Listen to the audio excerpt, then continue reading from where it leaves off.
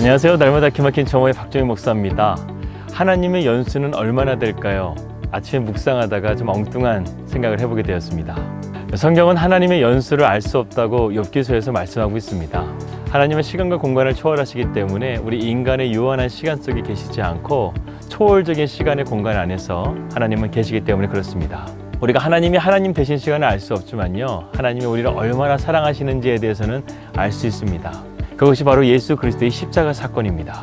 주님이 오셔서 영원히 풀 수 없는 죄의 문제, 그리고 사망의 문제를 해결하여 주셨습니다. 성경에 보니까요, 이 모든 것을 단 한 절로 표현한 말씀이 있더라고요.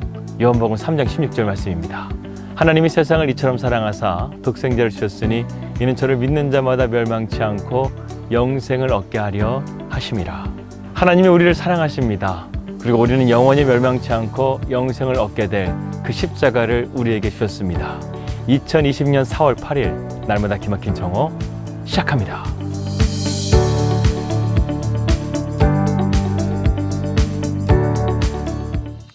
다른 주제보다 십자가에 대한 주제를 다루게 되면 왠지 마음이 무거워지는 것 같습니다. 하지만 십자가는 우리가 피해갈 수 없는 아주 중요한 성경의 주제입니다.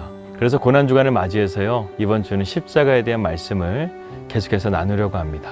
여러분은 십자가를 생각하면 어떤 그림이 그려지시나요? 저는 전에 사역했던 교회에서 새벽 예배를 갈 때 저희 교회의 그 빨간 십자가가 참 생각이 납니다.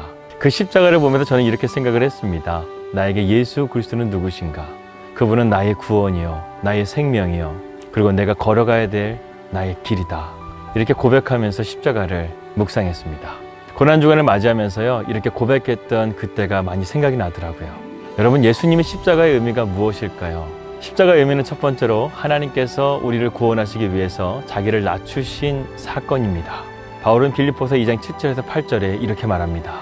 오히려 자기를 비워 종의 형체를 가지사 사람들과 같이 되셨고 사람의 모형으로 나타나사 자기를 낮추시고 죽기까지 복종하셨으니 그 십자가에 죽으심이라. 여기서 바울은 세 가지 동사를 말씀하고 있습니다. 자기를 비우다, 자기를 낮추다, 그리고 복종하다. 다시 말해서 십자가의 사건은요, 주님께서 우리를 구원하시기 위해서 겸손하게 낮아진 사건이라는 것입니다. 우리가 어떤 그릇에 무엇이 가득 담겨 있다면 거기다가 채울 수가 없겠죠. 마찬가지로 주님도 우리를 하나님의 백성 삼으시기 위해서요, 자기를 비우시고 낮추시고 복종하셨다는 것입니다. 신앙생활의 영적 원리도 주님이 내 삶에 들어오시기 위해서는요, 내 안에 있는 것을 비우는 것이 필요합니다. 우리의 삶을 절반만 비우게 되면 주님이 절반만 들어오시게 되고, 우리의 삶의 모든 것을 주님께 드릴 수 있다고 한다면 주님이 우리의 삶을 다스리시고 우리의 삶을 주님의 선한 것들로 채워가실 겁니다.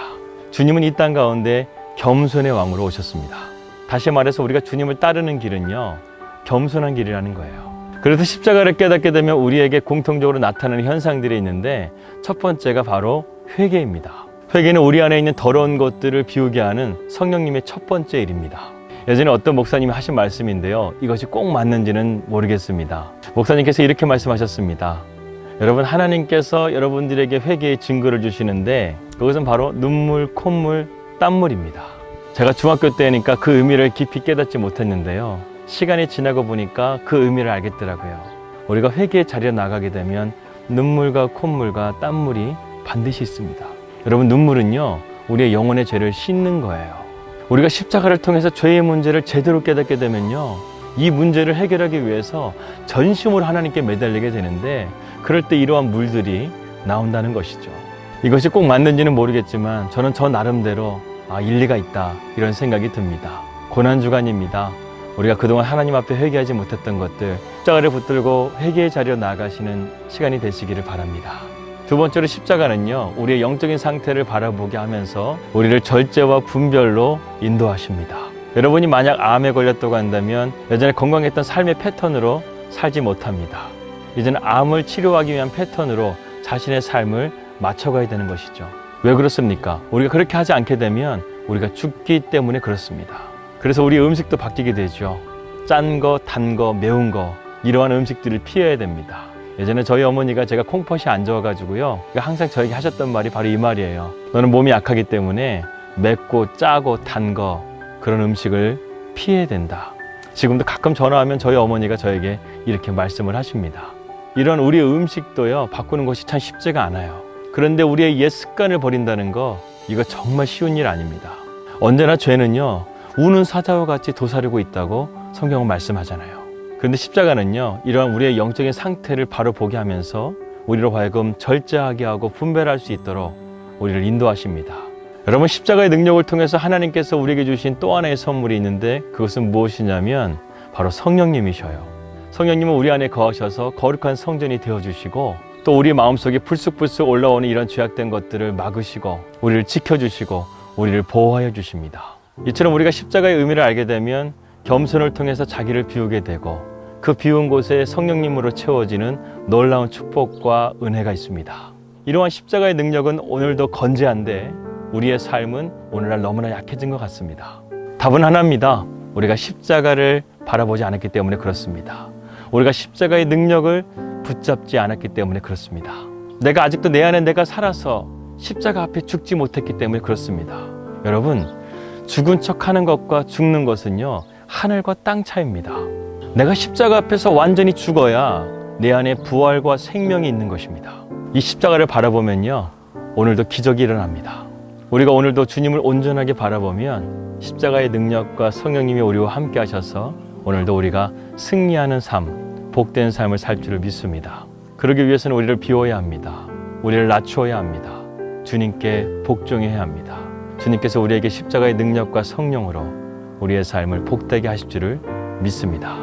주님, 십자가는 자기를 낮추는 것이고 자기를 비우는 것이고 복종하는 것임을 우리로 알게 하심을 감사드립니다.